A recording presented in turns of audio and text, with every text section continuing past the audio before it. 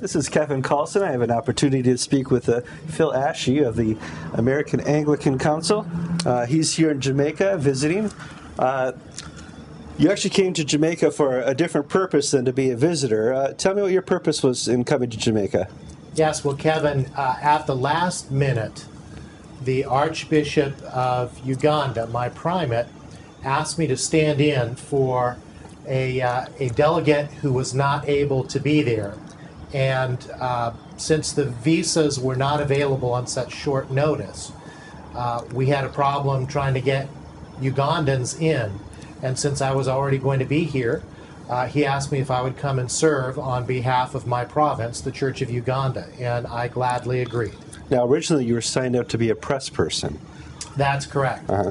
Yeah, in my capacity as a Chief Operating Officer for the American Anglican Council, I'm here, as the American Anglican Council is, to shine a light on what is actually going on. And I gladly relinquished my press credentials in order to serve as a delegate to ACC14 on behalf of the province of Uganda. Now, somehow this stirred up a controversy. Can you tell me when you were first notified that something's not in par with what the Anglican Communion thinks it should be in par with? Yeah, so I was a little surprised, not entirely surprised, but a little surprised. Initially, my application from the Church of Uganda was accepted by the Secretary General.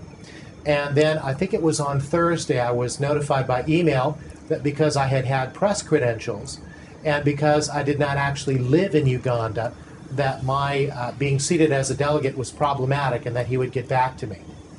So I then responded by saying I've relinquished my press credentials and I'm sure that should take care of it. Now, how did you become involved with the province of Uganda? Well, in 2005, our church, South Riding Church, decided by vote of our leadership team that we could no longer abide the drift of the Episcopal Church, and in particular, the bishops of Virginia and their support of Gene Robinson.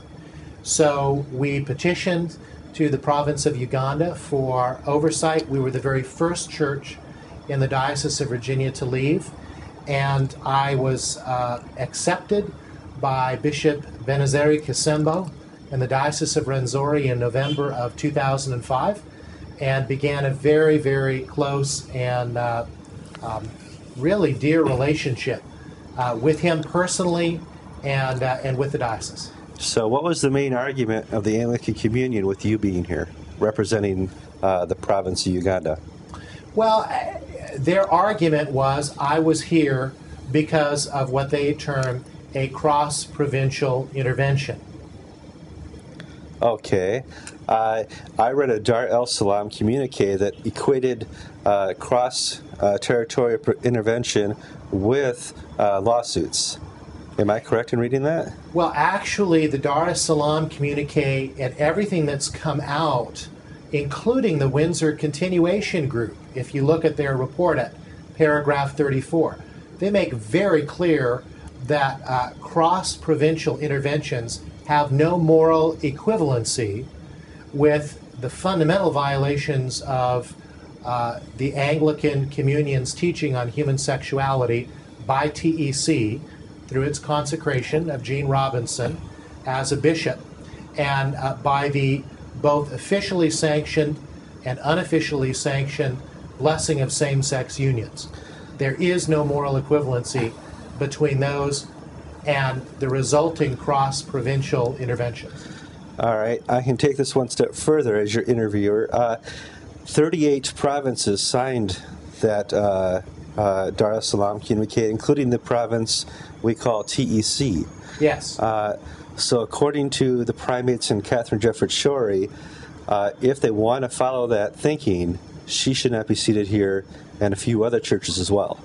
Well, not only that, Kevin, but I mean, if we were being absolutely fair in this, not only should she have been unseated, but also Bishop Catherine Roscom, who was with Bishop Jefferts Shorey, a co-consecrator of Gene Robinson. So we have some major problems here. We have, frankly, as Archbishop Arambi has said, the Joint Standing Committee assuming powers it does not have under the Constitution, looking for a rationale to keep a Ugandan delegate out of the ACC, and yet seating, on the other hand, 2 delegates from TEC who have committed more profound and fundamental violations of the Instruments of Unity and Windsor than Uganda has. It's simply one rule for Uganda, one rule for TEC, and it's manifestly unfair. Well, let's talk a little bit about fairness. You work for the American Anglican Council, and that is kind of within the church, out of the church structure, an activist organization for the Orthodox. How does it work that you can serve as the capacity under Arambi as a delegate here and still serve for an activist organization? Well, I assume that everybody who comes to ACC has some involvement and feels passionately about something. I'm sure if you looked at the involvements and associations of the delegates and deputies from the Episcopal Church, from the Anglican Church of Canada, from New Zealand, from Australia, you would find that they have associations with various advocacy groups as well. So, frankly, I don't see what the problem is. The problem is that the particular position for which I advocate, which is a return to biblical norms and communion teaching, was not what the power elites within the Joint Standing Committee wanted to have by voice and vote on the floor of ACC14. Now, I'm kind of late to the party here. I just showed up 3 days ago. You were notified that the powers that be, Kenneth Kiernan and maybe Rowan, Archbishop Roland Williams, decided that you were not going to be seated. I don't see anywhere in the ACC Constitution that they have the power to do that. Did I misread something there? Or? No, Kevin, not at all. Actually, the decision that they made was a decision begging for a rationale.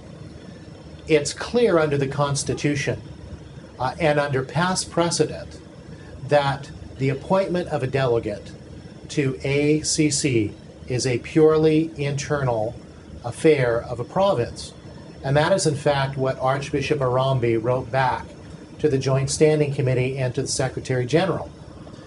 Now, frankly, we have precedent in that back at, I think it was ACC13, Bishop Mark Dyer, who was at that time a retired bishop, was seated even though the ACC Constitution says that delegates must be in active ministry and not retired.